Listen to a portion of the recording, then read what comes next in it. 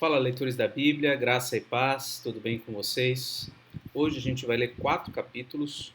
Vamos ler Ezequiel, capítulos 1, 2 e 3, e também vamos ler capítulo 20 de Apocalipse, tá bom?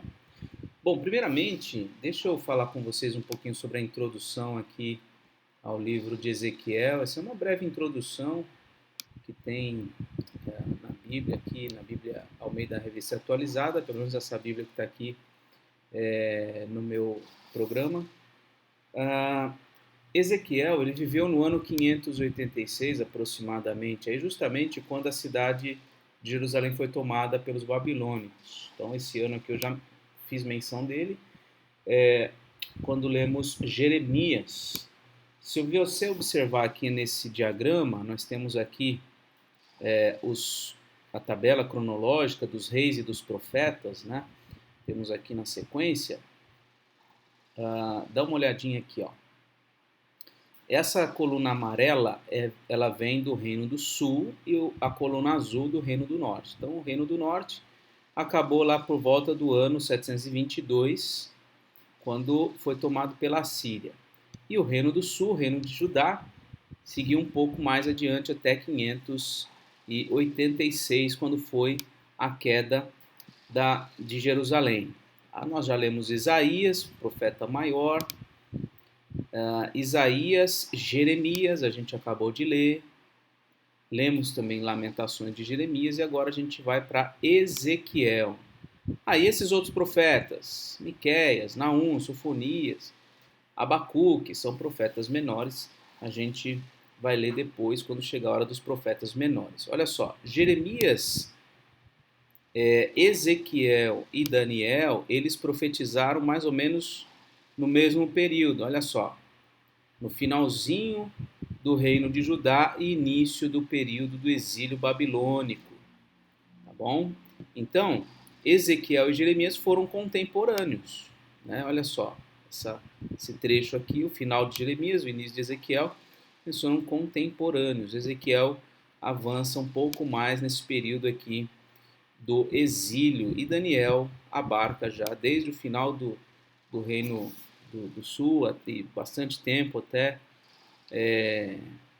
quase o retorno do povo, né? Ele chega jovem na Babilônia e fica muito tempo lá. Muito bem, então, dito isto, vamos lá. Ó, o profeta viveu na Babilônia, então, diferente do Jeremias, que ficou lá em Judá, depois foi para o Egito, ele viveu na Babilônia. A gente vai ver que as visões dele se dão lá na Babilônia, para onde os israelitas tinham sido levados como prisioneiros. Ele pregou mensagem dirigida ao povo que estava ali na Babilônia, também aos moradores, etc, etc. Deus falou com ele por meio de visões e ele comunicou essas visões. E olha aqui também, ó, ele também anunciou mensagem de Deus por meio de ações simbólicas, igual Jeremias. Né? Nós vimos Jeremias várias ações simbólicas e isso vai acontecer também com Ezequiel. Tá? Então ali ele fala da responsabilidade do exílio por conta dos pecados do povo. Ele exorta o povo de Deus a viver uma vida nova, mesmo estando no exílio, viver uma vida nova, uma vida reta, uma vida dedicada a Deus, tá bom? Bom, o esquema do livro. Nós vamos ler hoje os 3 primeiros capítulos, falam da vocação, o chamado de Ezequiel. Depois a gente vai ver do 4 até o 24 profecias da queda de Jerusalém, então bastante conteúdo semelhante, certamente ao que nós já vimos no livro de Jeremias. Profecias contra as nações pagãs, do capítulo 25 ao 32, a gente já viu um pouco disso também em Jeremias, lá em Isaías também. Promessas de Deus em relação ao seu povo, do 33 ao 37.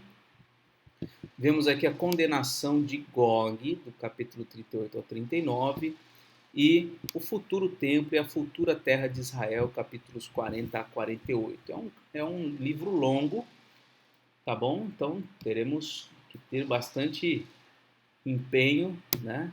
Juntamente uns com os outros, como tivemos ao ler Isaías, ao ler Jeremias, teremos também aqui todo esse esforço para ler o livro de Ezequiel. Bom, vamos lá? No 30º ano, no 5º dia do 4º mês, estando eu no meio dos exilados, junto ao rio Quebar, os céus se abriram e eu tive visões de Deus. No 5º dia do referido mês, no 5º ano de cativeiro do rei Joaquim, a palavra do Senhor veio expressamente a Ezequiel, filho de Buzi, o sacerdote. Olha aí, Ezequiel era da linha sacerdotal, diferente de Jeremias. Na terra dos caldeus, olha só, a visão veio na terra dos caldeus, ele já estava lá na Babilônia, junto ao rio Quebar, um rio na Babilônia. Ali a mão do Senhor esteve sobre ele. Olhei, e eis que do norte vinha um vento tempestuoso, uma grande nuvem envolta em fogo e rodeada de resplendor, e no meio disso havia uma coisa como um metal brilhante que saía do meio do fogo. Do meio disso saía algo semelhante a 4 seres viventes, cuja aparência era esta: tinham a semelhança de ser humano, cada um tinha 4 rostos e 4 asas. As suas pernas eram retas, e a planta dos pés era como a de um bezerro e brilhavam, como bronze polido. Depois das asas, nos 4 lados, tinham mãos humanas. Assim, todos os 4 seres viventes tinham rostos e asas. As asas se uniam uma à outra. Eles não se viravam quando se moviam. Cada uma Cada um andava para a sua frente. Quanto à forma de seus rostos, cada um tinha um rosto de ser humano. Do lado direito, os 4 tinham rostos de leão, do lado esquerdo, o rosto de boi, e os 4 também tinham o rosto de águia. Assim eram os seus rostos. Suas asas se abriam para cima. Cada ser vivente tinha 2 asas, unidas cada uma à do outro. Com as outras 2 asas eles cobriam o corpo. Cada um andava para sua frente, para onde o espírito queria ir. Eles iam. Não se viravam quando se moviam. O aspecto dos seres viventes era como carvão em brasa, semelhança de tochas, e o fogo corria resplandecente por entre os seres viventes, e deles saíam relâmpagos. Os seres viventes zigue-zagueavam à semelhança de relâmpagos. Aparentemente aqui são anjos, né? Anjos de uma forma um pouco diferenciada. Deixa eu fazer um disclaimer aqui, né? Uma isenção de responsabilidade. Novamente, eu digo o que eu já disse várias outras vezes. Eu não faço exegese do texto antes dessa leitura bíblica. Muitos desses textos, a maioria deles, eu nunca sequer preguei sobre eles. Tá? A gente pregando um ou 2 sermões por semana, a gente acaba não cobrindo em poucos anos toda a Escritura, né? Então, um texto como o de Ezequiel eu nunca preguei. Então, são textos mais difíceis, sobre os quais eu não me debrucei ainda. Então, muito do que eu posso vir a comentar sobre textos assim são fruto aqui dessa leitura devocional que a gente faz portanto, um entendimento mais aprofundado exige um estudo mais aprofundado posteriormente, tá bem? Quando eu estava olhando para os seres viventes, eis que havia uma roda no chão, ao lado de cada um deles. O aspecto das rodas e sua estrutura eram brilhantes, como o berilo. As 4 tinham a mesma aparência, cujo aspecto e estrutura eram como se uma roda estivesse dentro da outra. Quando elas andavam, podiam ir em 4 direções e não se viravam quando se moviam. Os aros dessas rodas eram altos e metiam medo, e nas 4 rodas os aros estavam cheios de olhos ao redor. Quando os seres viventes se moviam, as rodas se moviam ao lado deles. Quando eles se elevavam do chão, também as rodas se elevavam. Para onde o Espírito queria ir, eles iam, pois o Espírito os impelia. E as rodas se elevavam do chão juntamente com eles, porque nelas estava o Espírito dos seres viventes. Quando os seres viventes se moviam, as rodas se moviam. Quando eles paravam, as rodas paravam. Quando eles se elevavam do chão, as rodas também se elevavam com eles, porque o espírito dos seres viventes estava nas rodas. Sobre a cabeça dos seres viventes havia algo semelhante ao firmamento, como um cristal brilhante que emitia medo, estendido por sobre a cabeça deles. Por debaixo do firmamento, cada ser vivente estendia duas asas na direção do ser que lhe estava próximo, e com as outras duas asas cobriam o corpo. Quando eles andaram, ouviu o ruído das suas asas, que era como o som de muitas águas, como a voz do Onipotente, um som de tumulto, como o tropel de um exército. Quando eles paravam, abaixavam as asas. Veio uma voz de cima do firmamento que estava sobre a cabeça deles. Quando eles paravam, abaixavam as asas. Deixa eu ver se eu tenho aqui um comentário de Ezequiel. Deixa eu ver aqui. Só um instantinho. Esse livro é tem algumas imagens bem complicadas aqui. Vamos ver se eu consigo compreender aqui. É muita coisa, ó, muito texto. Os seres viventes.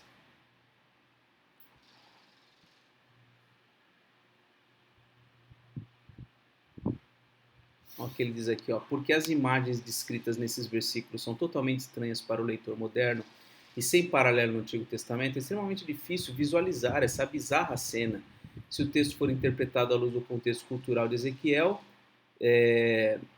No entanto, alguns dos detalhes começam a fazer sentido. Nesses versículos, o profeta descreve as características primárias dos seres.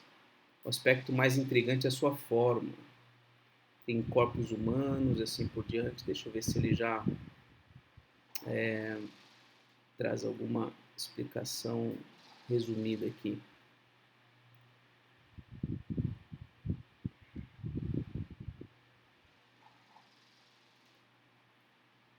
Aqui eu não vou conseguir.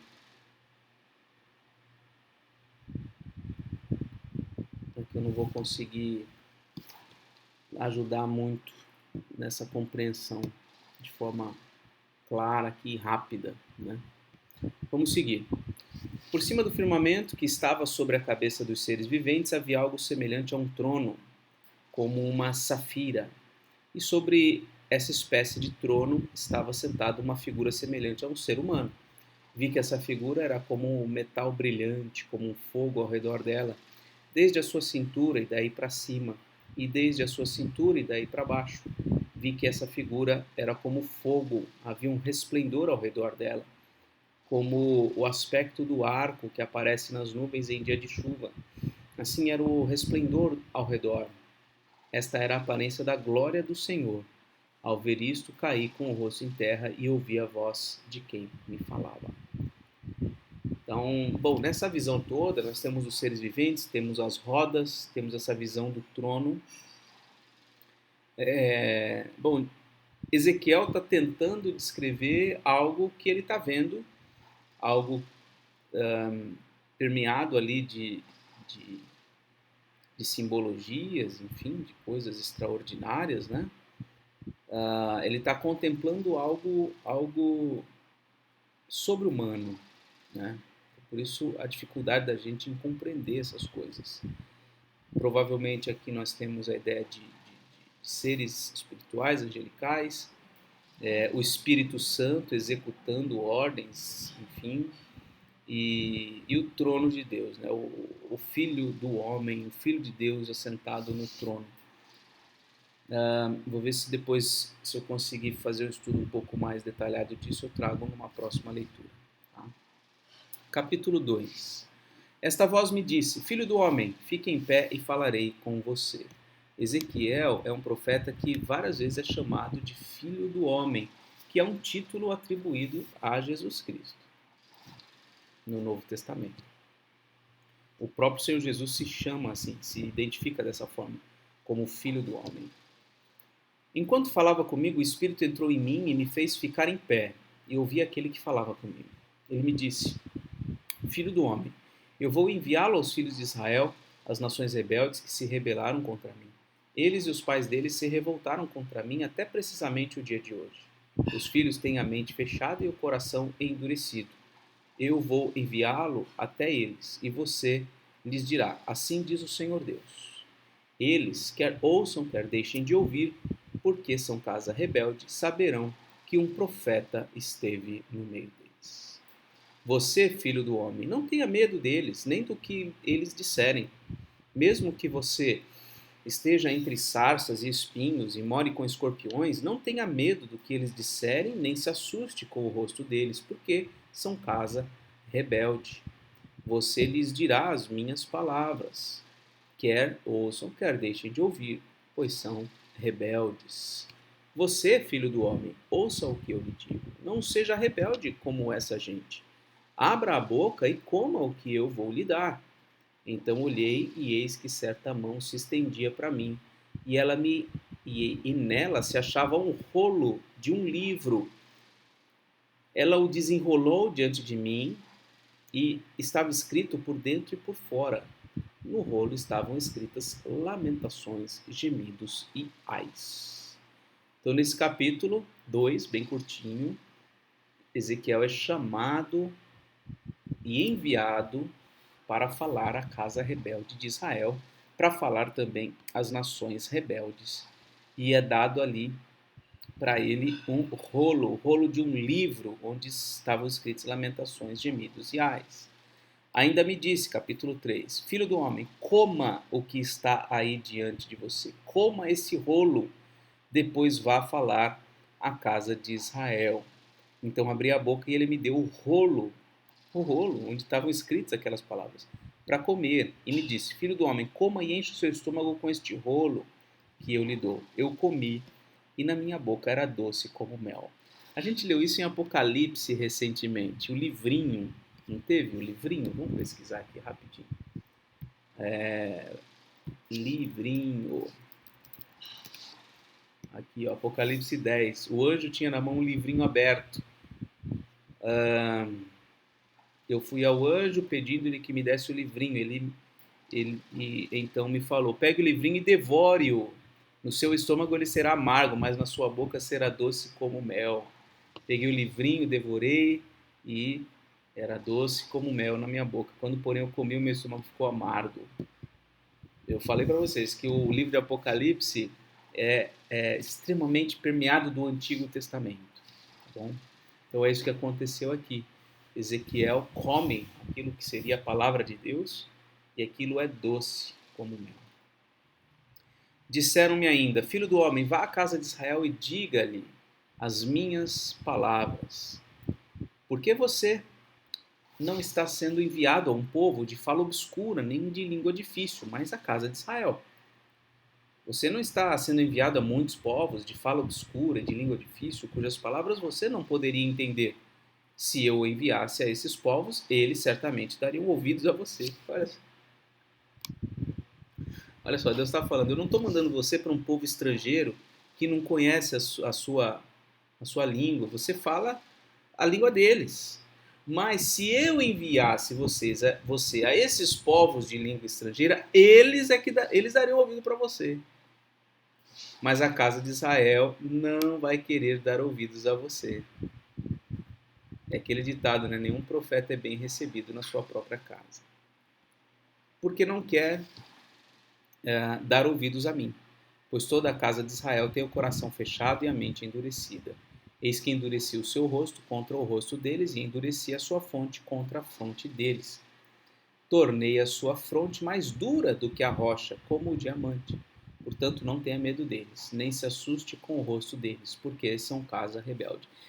Deus está falando para Ezequiel algo muito semelhante ao que foi dito para Jeremias, que ele seria, se tornaria inimigo de todos. Todos estariam contra ele, mas ele deveria permanecer firme.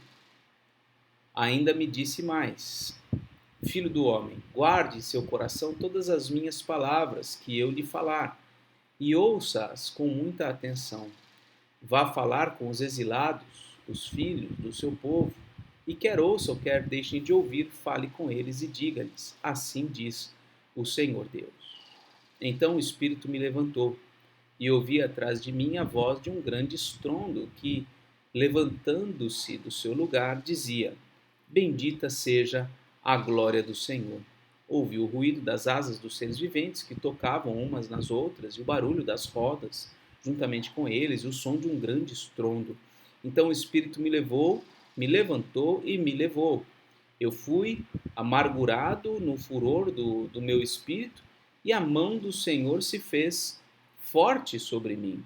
Então fui a Tel Abib, aos exilados que habitavam junto ao rio Quebar, e durante 7 dias assentei-me ali, perplexo no meio deles. Então ele é levantado, levado pelo Espírito Santo, ele se viu ali naquele, junto ao rio Quebar, junto aos exilados, ele fica ali perplexo. Depois dos 7 dias, a palavra do Senhor veio a mim, dizendo: Filho do homem, eu o coloquei como atalaia sobre a casa de Israel. Você ouvirá a palavra da minha boca e lhes dará aviso da minha parte. Quando eu disser ao ímpio, você certamente morrerá, e você não o avisar e nada disser para o advertir do seu mau caminho, para lhe salvar a vida, esse ímpio morrerá na sua maldade, mas você será responsável pela morte dele. Então Deus está falando para Ezequiel: olha, se eu falar para você dizer lá que o ímpio vai morrer e você não for, ele vai morrer, mas a culpa vai ser sua. Mas se você avisar o ímpio e ele não se converter da sua maldade, do seu mau caminho, ele morrerá na sua maldade, mas você terá salvo a sua vida. Então a responsabilidade é grande, a gente tem que obedecer. Ezequiel e nós temos que obedecer a Deus. Também quando o justo se desviar da sua justiça e fizer maldade, e eu puser diante dele um tropeço, ele morrerá, visto que você não o avisou, ele morrerá no seu pecado. E os atos de justiça que ele havia praticado não serão lembrados, e você será responsável pela morte dele. No entanto, se você avisar o justo para que não peque, e ele não pecar, certamente viverá, porque foi avisado, e você terá salvo a sua vida. A mão do Senhor veio sobre mim, e ele me disse: Levante-se e vá para o vale, onde falarei com você. Levantei-me e fui para o vale, e eis que a glória do Senhor estava ali, como a glória que eu tinha visto junto ao rio Quebar. E caí com o rosto em terra. Então o Espírito entrou em mim e me pôs em pé. E falou comigo e me disse: Vá para a sua casa e tranque-se dentro dela. Quanto a você, filho do homem, eis que porão cordas sobre você e irão amarrá-lo com elas. E você não poderá sair para o meio do povo. Farei com que a sua língua se apegue ao céu da boca, e você ficará mudo e incapaz de os repreender, porque são casa rebelde. Mas quando eu falar com você, eu lhe devolverei a fala, e você lhes dirá: Assim diz o Senhor Deus. Quem ouvir, que ouça. Quem deixar de ouvir, que fique sem ouvir, porque são casa rebelde. Olha que coisa, né? Ele seria impedido de falar, senão quando Deus mandasse ele falar. Ele só podia falar quando Deus falasse. Em outros momentos, ele ficaria mudo. Muito interessante, né? Bom, vamos lá. Apocalipse, capítulo 20. E aqui, meus irmãos, nós vamos inaugurar a leitura da última sessão de Apocalipse, a sessão da grande consumação. Lembrando que cada uma dessas sessões, elas não estão escritas na sequência uma da outra, não é uma sequência cronológica. O que vem no capítulo 1 de Apocalipse acontece antes do que vem no 2 e assim por diante até chegar no 22. Não é assim. Tá? Cada sessão é um bloco que traz conceitos, verdades, revelações a respeito de todo o período, desde a primeira vinda até a segunda vinda de Jesus. Então, leiamos o capítulo 20. Então vi descer do céu um anjo que tinha na mão a chave do abismo e uma grande corrente. Ele segurou o dragão, a antiga serpente, que é o diabo, Satanás, e o prendeu por 1000 anos. Lançou-o no abismo, fechou-o e pôs selo sobre ele, para que não mais enganasse as nações, até que se completassem os 1000 anos. Depois disso é necessário que ele seja solto por um pouco de tempo. Esses primeiros versículos aqui do capítulo 20 dão um pano para a manga para os estudiosos, para os teólogos, e definem, em algum aspecto, boa parte da visão escatológica das pessoas, né, sobre essa questão dos 1000 anos. Tanto é que tem linhas teológicas, escatológicas, justamente pautadas nessa questão do milênio. Existem os pré-milenistas, os pós-milenistas e os amilenistas. Tá? Vamos ver se eu consigo encontrar aqui.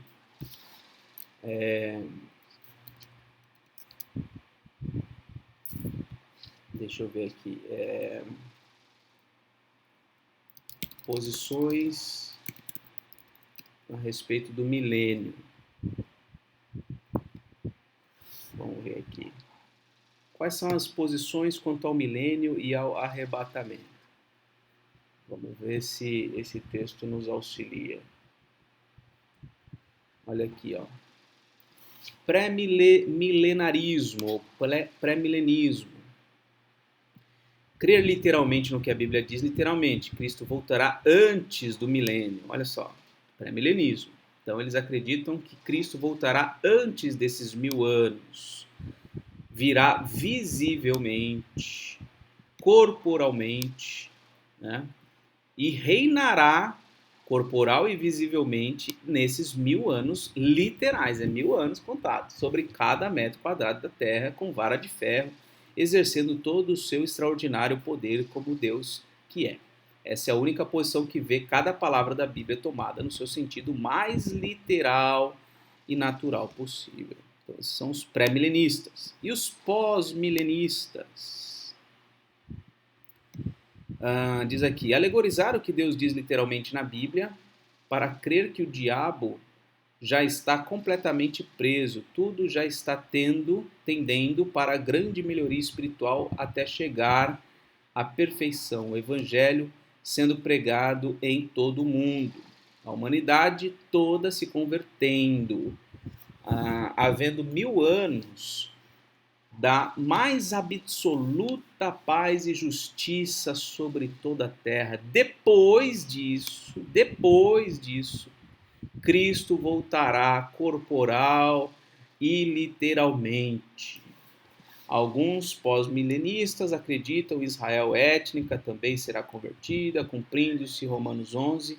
Alguns até acham que essa conversão em massa de Israel étnico a Cristo será um estopim, sinal do último grande avivamento, que converterá toda a terra para o milênio, após o qual Cristo voltará.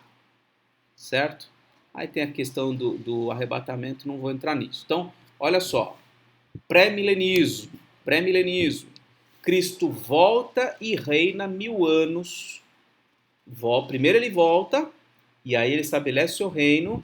Então, 1000 anos do reinado de Cristo, corporal e visivelmente na terra. Pós-milenistas, eles acreditam que, pelo esforço da igreja, as coisas vão melhorar, ou seja, as coisas vão sendo aperfeiçoadas. O mundo, a humanidade vão se convertendo, tudo vai caminhando para a paz, até que depois disso Cristo volta, tá?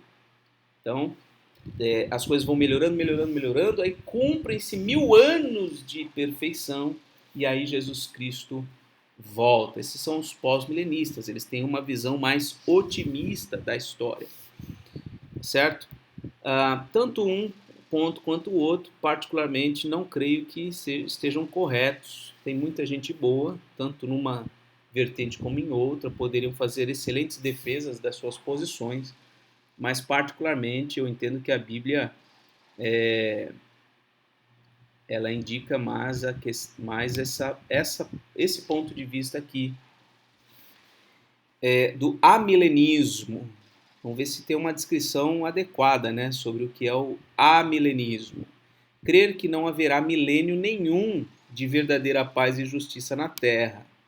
Tá? Não haverá milênio, 1000 anos de paz e justiça na terra. Nem literal, nem alegoricamente. Não vai ter esses 1000 anos de paz e justiça na terra. Ao contrário, a qualquer momento, Cristo voltará e fará o julgamento final de toda a humanidade. Exatamente o que a Bíblia diz. A qualquer momento. Você vê vários textos, né, que a gente deve vigiar, né, quando ninguém esperar, Jesus vai voltar como ladrão, etc. e tal, né? Então, a qualquer momento, Cristo voltará, teremos o julgamento, os salvos passarão, né, para Nova Jerusalém, novos céus, nova terra, aquela coisa toda, sem nenhum milênio literal, não tem milênio nessa posição. Olha só, o escritor aqui não concorda com isso. Ele diz aqui, ó, considera essa crença a maior praga que pode sorrateiramente entrar numa igreja, pois o amilenismo é só a ponta do iceberg. Abaixo das águas está algo 7 vezes pior, o sistema do alegorismo ao invés do literalismo. Bom, o escritor aqui já está botando a posição dele, né? Ele não concorda. Mas é isso aqui, ó. É isso aqui. Até aqui tá certo. Mas tem mais coisas aqui que ele não está explicando. Aí deixa eu tentar voltar aqui para explicar para vocês, né? Estou gastando mais tempo com isso, mas porque realmente é um ponto de muitos debates por aí, né? Bom, o que está sendo dito aqui é que o dragão, né, o Satanás, ele é preso por 1000 anos. Preso por 1000 anos. E que 1000 anos são estes? O amilenismo, ele é uma posição escatológica que entende que não vai ser 1000 anos literais, mas que esses 1000 anos representam toda a extensão histórica, desde a primeira vinda até a segunda vinda de Jesus. O que nós acreditamos é que na primeira vinda de Jesus, Satanás, o diabo, foi aprisionado. O seu poder foi limitado. A gente leu algum texto, alguns capítulos anteriores de Apocalipse, em que Satanás é lançado na terra. Né? Dessa forma, ele tem limitado o seu poder. Essa é a ideia. Não é que ele é banido, que ele é afastado, sua influência não está presente, não é nada disso. Mas é que ele está limitado. Ele está preso. Essa é a ideia. E de fato, eu acho que isso se comprova na experiência da igreja cristã. Se por um lado a igreja é perseguida, tem muito sofrimento, muitas coisas ruins acontecem, por outro, e a gente viu isso em Apocalipse em alguns momentos, a palavra de Deus, ela continua sendo anunciada e o reino de Deus continua expandindo. Ou seja, Satanás, ele não tem todo o domínio. Ele está cerceado nas suas ações. Então, o amilenismo, ele compreende que existe um milênio, mas ele é um milênio, ele é um período, esse milênio é um período longo entre a primeira e a segunda vinda de Jesus. Tá? Por isso aqui essa expressão, ó, depois disso é necessário que ele seja solto por algum tempo. Então, provavelmente, na iminência da vinda de Jesus, ou com a vinda de Jesus, de alguma maneira, Satanás seja solto, né, tenha o seu poder novamente permitido, mas ali Cristo vai, com o sopro da sua boca, com a espada da sua boca, como a gente já viu anteriormente, ele vai ser destruído. Ele é solto para ser finalmente destruído. É basicamente isso. Tá? Então, eu fui pegar justamente um texto que não apoia, né, a visão amilenista, né? A pessoa aqui não... E é só a escritura, eu achei que era uma coisa boa, no fim. Mas você pode, talvez, procurar isso. Das pessoas na internet provavelmente não serão amilenistas, tá bom? Então é importante você ter essa consciência.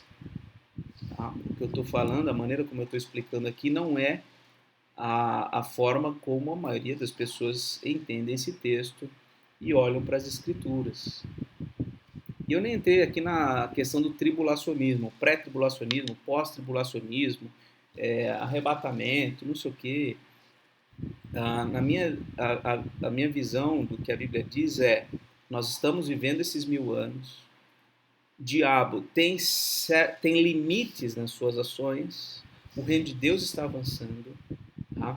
As coisas não estão progredindo não estão sendo aperfeiçoadas, tá? Então, por mais que a igreja avance, pregue o evangelho e tudo mais, o fim não, o resultado disso não será necessariamente uma, um progresso, né?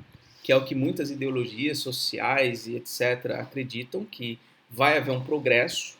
Eu não acredito, não acho que a Bíblia aponta nesse sentido. Pelo contrário, né, a Bíblia vai falar que nos últimos dias as pessoas se tornarão mais frias, menos amorosas, mais rebeldes, assim por diante, entendeu? E que a qualquer momento esse milênio ele vai terminar com a vinda de Jesus. E no momento da vinda de Jesus Cristo, né, com a vinda, ou de forma concomitante, ou enfim, muito próxima, a igreja vai ser recolhida, né, um momento de grande tribulação, já é o que nós estamos vivenciando, tá? O que aumenta, sim, a tribulação, talvez mais intensamente. O povo de Deus vai sofrer com a perseguição, com a maneira como lidam com a fé cristã, né? Então, enfim, o que está aumentando é essa tribulação já está presente, então não é alguma coisa por vir, vai se intensificando, até é como as dores do parto, quando chegar perto da vinda de Jesus, provavelmente essas contrações serão ainda mais intensas, o sofrimento talvez seja ainda maior, mas nada diferente do que já aconteceu e tem acontecido ao longo desse período, né? E com a vinda de Jesus Cristo, então, o seu povo e todos os seres humanos que já passaram por essa terra e os que estarão vivos naquele dia, todos se apresentarão diante do trono, né, e serão julgados. Serão julgados, terão a sua sentença pronunciada.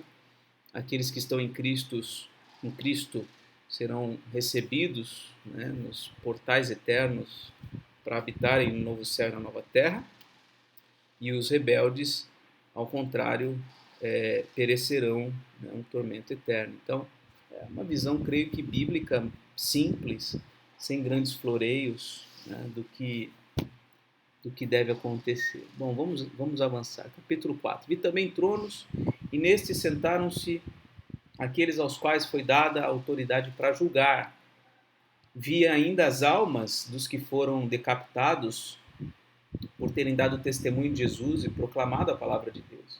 Estes são os que não adoraram a besta, nem a sua imagem, e não receberam a sua marca na testa e na mão.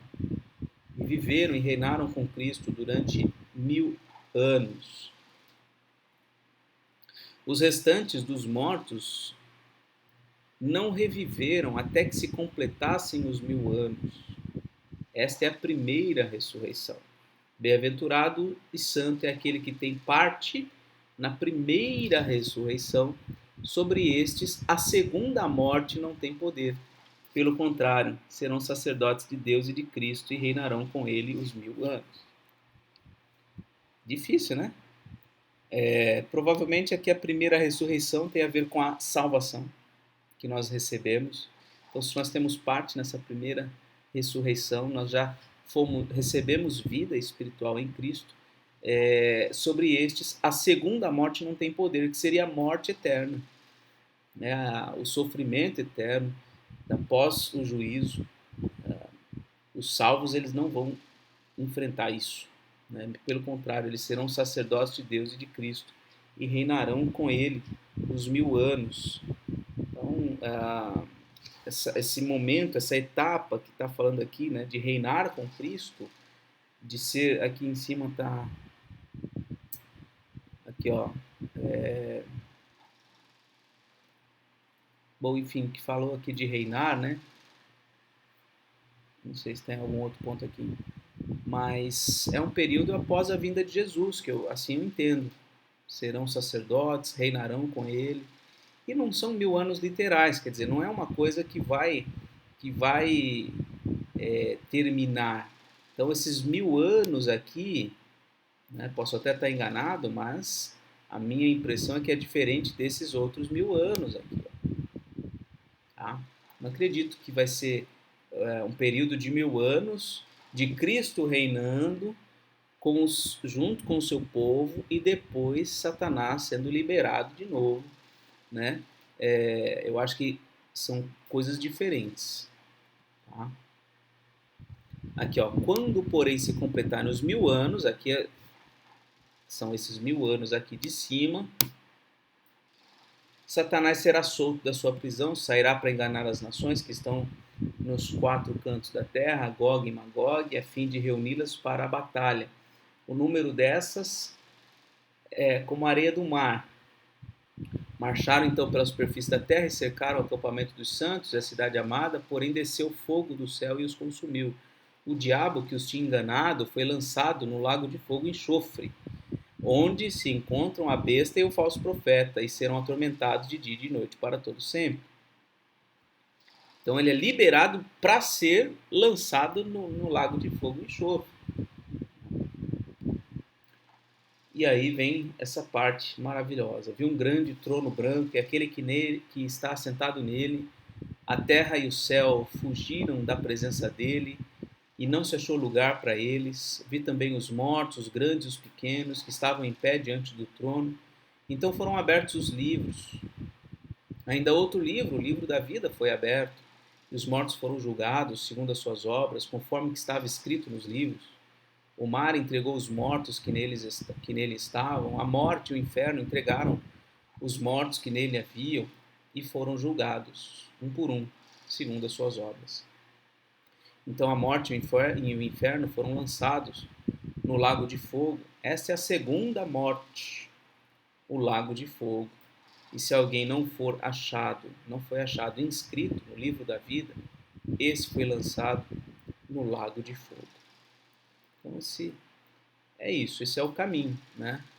Essa primeira parte, do 1 até o 10, ele está falando aqui, basicamente, desse período de 1000 anos, que não são literais, vai desde a primeira vinda até a segunda vinda de Jesus, onde há não há glória, não há paz, não. Há sofrimento, há muitas coisas, como a gente já viu nas outras descrições de Apocalipse, muita perseguição, muita morte, muita coisa. Mesmo em meio a tudo isso, o diabo está cerceado nas suas ações. Quando chegar no final desse período, né, Satanás ele é liberto, ele tem a sensação de liberdade, de alguma forma ele tenta restabelecer o seu prestígio, o seu domínio, ele tenta, né, fazer alguma coisa, mas ele então logo é derrotado. Ele logo é derrotado. E ele é solto e é derrotado, é lançado no lago de fogo e enxofre. E aí vem o juízo de Deus. Os que estão escritos no livro da vida, eles recebem, né? Como é que está aqui?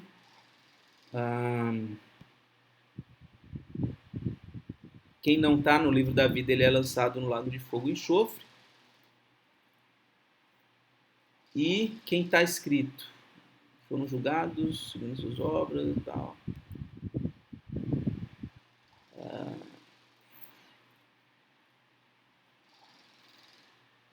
Só fala dos que não estão escritos, né?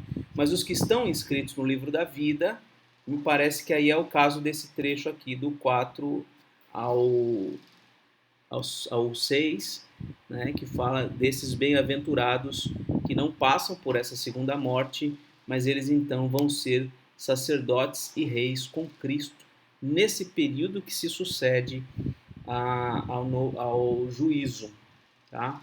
Esse é um período que aqui está representando de 1000 anos, mas que eu creio que é à eternidade, né? Que aí é onde a gente vai entrar no capítulo 21, o novo céu e a nova terra, que é esse espaço onde Cristo vai reinar e o povo de Deus vai estar com ele, tá bom? Não sei se ficou tão clara a minha interpretação, a minha percepção desse texto, mas qualquer coisa eu tento ajudar vocês aí nos comentários, tá bem? Vamos orar?